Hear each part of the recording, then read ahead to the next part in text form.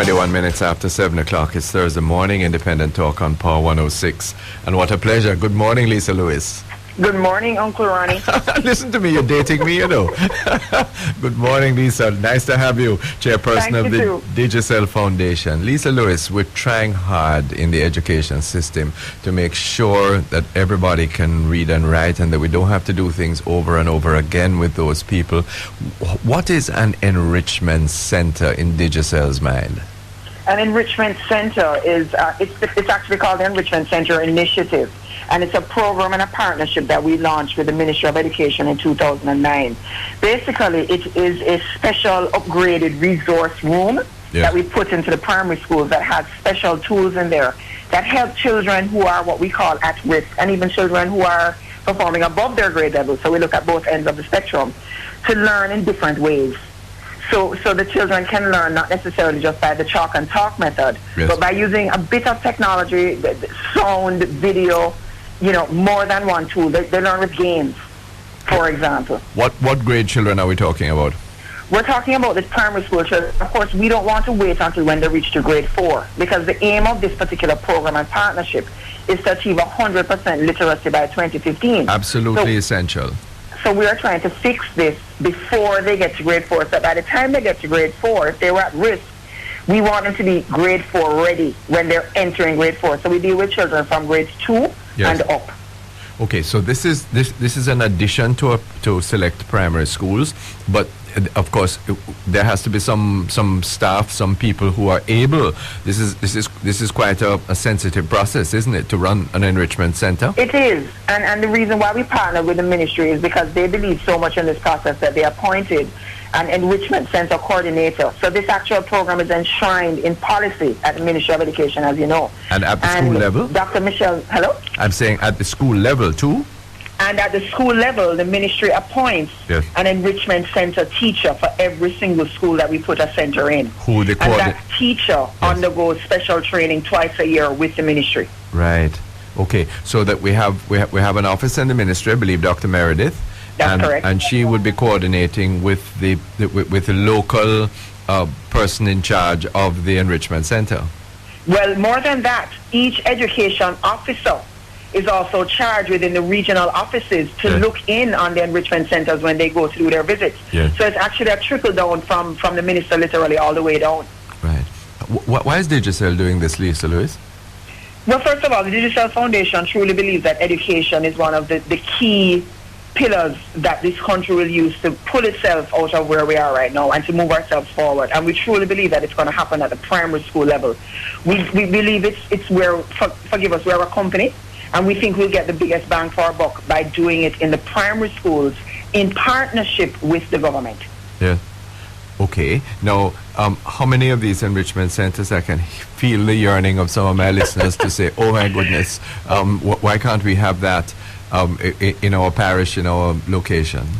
Well, let me explain. The way we started the program and the way we've continued for the last 3 years is that we've worked with the ministry to identify the schools at the biggest risk. So schools who are performing very, very poorly or who are challenged at the grade 4 level are the ones we started with.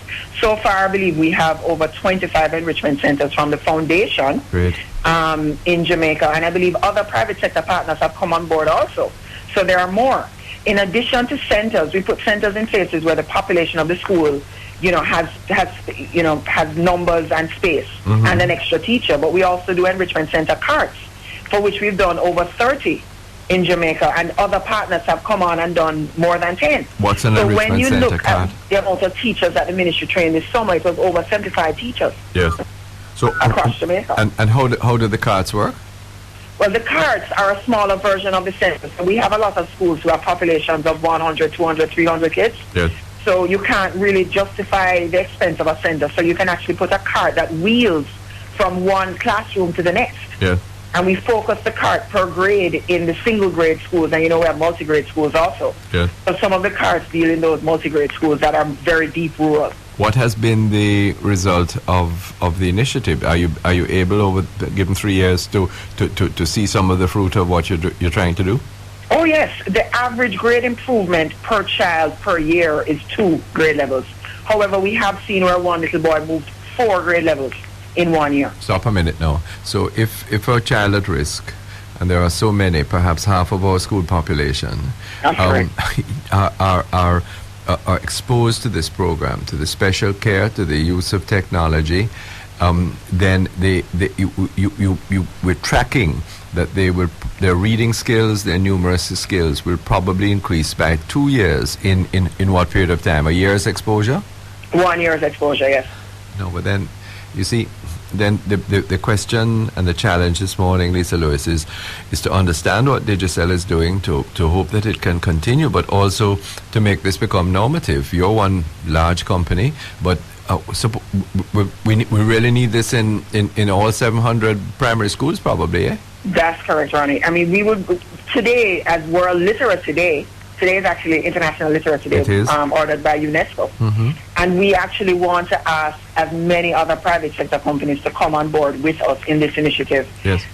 We will share all of our tools, all of our contacts, everything that we've learned so far. This is something that you can replicate in as many schools as we want. So anybody that wants to come on board, we're here to give them as much support as we can. Well, I think this is a challenge we really want to share with. This would be the best promotion, the best contribution that anyone could make to education, and I hope very good business, because educated people are going to be better consumers, better customers, eh? We actually believe so. And I mean, to be fair, just to let you know, it's not just about the students. We've seen changes in parents' attitudes. They're now coming to the PTA meetings. They're coming to the enrichment centers. They're actually trying to help their children at home. But the teachers that we have put through these programs have seen an absolute change in their own professional development. Yeah. They call us all the time to find out when is the next set of training. Really? It's amazing. Okay, but now, what does that say to us? That success breeds success. Yes, if they feel and that a little encouragement and just a little bit of resources and attention, but focused in the right direction, can actually yield great results. A little bit of resources. How much does this kind of thing cost? Well, you have different ranges. You can start with an enrichment center that will cost you approximately $35,000 US per room, but that deals with a school of over 700 to 800 in terms of population. And that includes technology, the computers, whatever the games, etc. are? That's correct. Everything. And that allows you to deal with your grades from grade 2 all the way up to grade 4 and 5 in a school as large as Spanish Town Primary. Wow. Which has over 2,000 children. Yes. However, if you want to do an enrichment center cart, you can spend, upwards of about $5,000 US. Yes. And that can deal in a school of about, an average population of about 200, and it deals with the 3 classes in grade 2 or grade 3. So shred it out with me, Lisa Lewis. This is not going to break the budget. This is something worth fundraising for. It's worth adopting a school program for.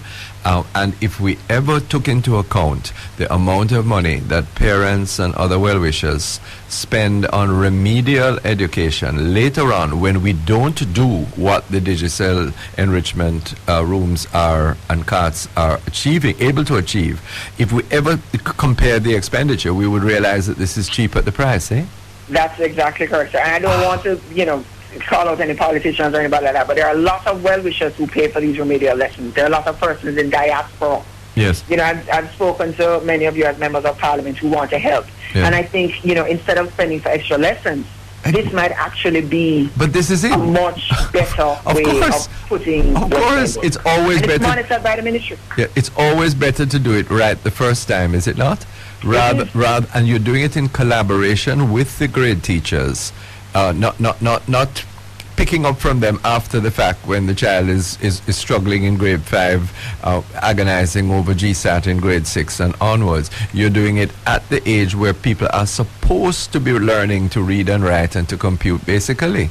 That's correct. And the other thing that's more important, which you're picking up now, it's not an operational expense. Yes. You spend this once as a capital expenditure, yes. And then the operational side of it fits right into the school operations on a day-to-day basis. Well, the challenge, the appreciation for what Digicel Foundation is doing is very, very worthy. Secondly, we really want to challenge our community this morning, business, churches, whoever, that if you want to enhance primary education and ensure that we are achieving proper levels at grade 4, I don't think anybody should be promoted beyond grade 4 unless they can read and write and do basic computing, And we agree with you completely, which is why it's a UN Millennium Goal that the ministry is trying to achieve 100% literacy at the grade 4 level by 2015. Good. Thanks so much for the work you're doing. Thank you for telling us about it this morning. I'm sure that there have been many, many inquiries. All the best. Thank you very much. Lisa Lewis is chairperson of the Digicel Foundation. Oh, that's really good, you know. Yes, I've seen it working. Not my first introduction to this program, but I've started from the basics and asked the questions so that all of us can